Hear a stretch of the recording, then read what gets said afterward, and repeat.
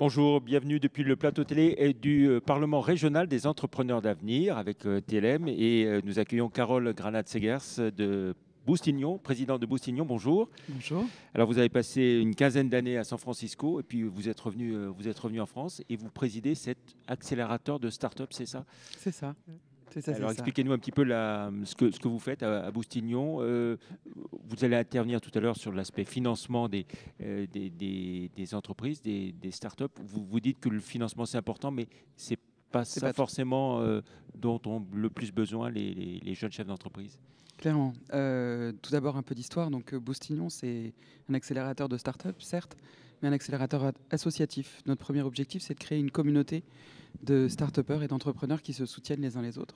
Donc ça, c'est vraiment important dans notre fonctionnement. C'est pour ça que je suis présidente, effectivement, de Boustignon. On a créé ça il y a 2 ans. Aujourd'hui, on a accompagné 29 entreprises.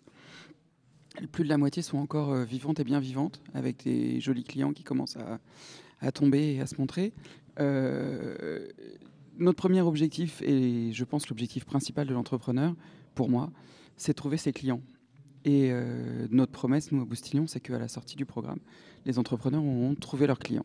Ça veut dire qu'en gros, ils sauront qui est son client, comment il a mal, et là où il a mal, et comment, grâce à ses produits, il aura moins mal.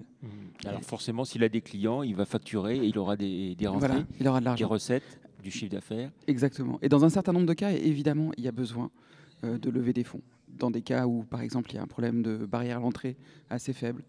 Donc, l'objectif, c'est de trouver la niche où on est très fort. Mais si on n'est pas très fort dans une niche, si les barrières à l'entrée sont assez faibles, il faut un peu de capital extérieur pour pouvoir développer plus vite et être le premier sur le marché. Mais dans la plupart des cas, les entrepreneurs, s'ils ont une bonne valeur ajoutée dans le programme, une bonne valeur ajoutée dans le projet, ils n'ont pas besoin de financement extérieur. Alors, ces startups que vous accompagnez, vous avez cette préoccupation de la responsabilité sociale de l'entreprise, du développement durable au quotidien? Alors, au quotidien, on a surtout le fait du respect des uns des autres. On travaille, comme vous le savez, dans un espace ouvert. Tout le monde travaille ensemble. L'objectif, c'est de travailler dans les meilleures conditions possibles.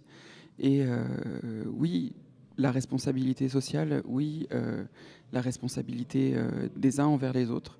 Et l'objectif demain, c'est de créer cette communauté d'entrepreneurs qui va se soutenir, qui va prendre la main sur ce qu'on a fait aujourd'hui et qui va permettre de faire grandir cette communauté et ce réseau de soutien entre les entrepreneurs.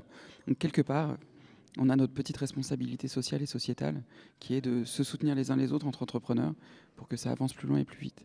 Merci beaucoup, Carole De rien. Granat. Donc, Boustignon, accélérateur de start-up.